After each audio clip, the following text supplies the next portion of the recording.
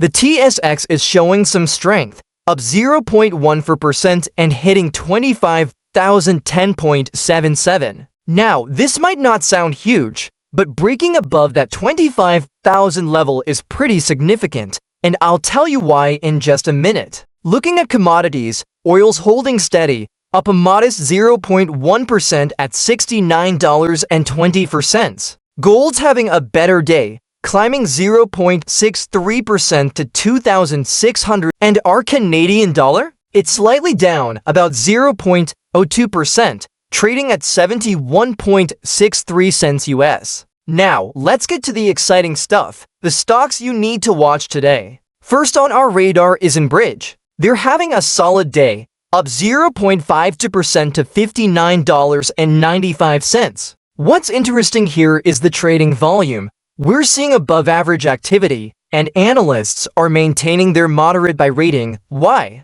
Well, their infrastructure expansion plans are really catching some attention. Next up is Suncor Energy. They're just barely in the green, up 0.02% to $57.21. But don't let that tiny move fool you. The heavy trading volume tells us there's a lot of interest here, and analysts are actually pretty bullish with a strong buy rating. They're really impressed with Suncor's production efficiency improvements. Now, check this out. Canadian Natural Resources is actually down 0.8% to $47.04 today. But here's why I'm not worried. Analysts are keeping their strong buy rating because of some exciting resource development updates coming through. In the financial space, Manulife is showing some strength, up 0.4% to $45.51. They've got this interesting global market expansion play going on, and analysts are giving them a moderate buy rating.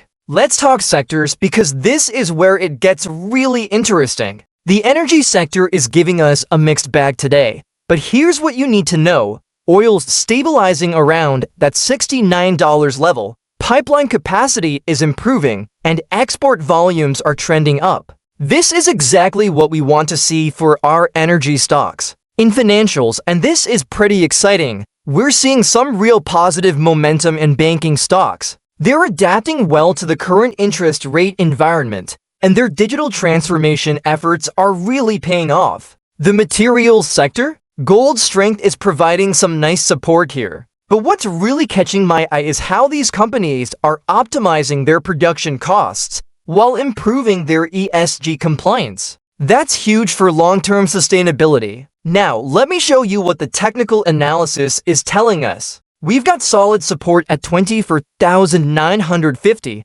resistance around 25,100, and volumes running above the 20-day average. The RSI? It's sitting in neutral territory, but with a positive bias. That's generally a good sign. Looking ahead, and this is important, we've got some big events coming up. Keep your eyes on. The Bank of Canada, they might drop some policy hints. Q4 earnings are just around the corner. We've got GDP data coming this week, and several major energy sector conferences. Before we wrap up, here are your key takeaways for today. 1. The market's showing real resilience above that 25,000 level. 2. Energy stocks are mixed, but analyst confidence remains high. 3. The financial sector's building some nice momentum. 4. Gold's strength is giving a boost to our materials sector. Remember folks, while I love sharing these market insights with you, I'm not a financial advisor. Always do your own research and talk to qualified professionals before making any investment decisions. If you're enjoying this kind of detailed Canadian market analysis, smash that like button and hit subscribe. We do this every single day, and I'd love to have you join our growing community of Canadian market enthusiasts. That's all for today's market breakdown. This is the Family Finance, keeping you ahead of the market. See you tomorrow, everyone.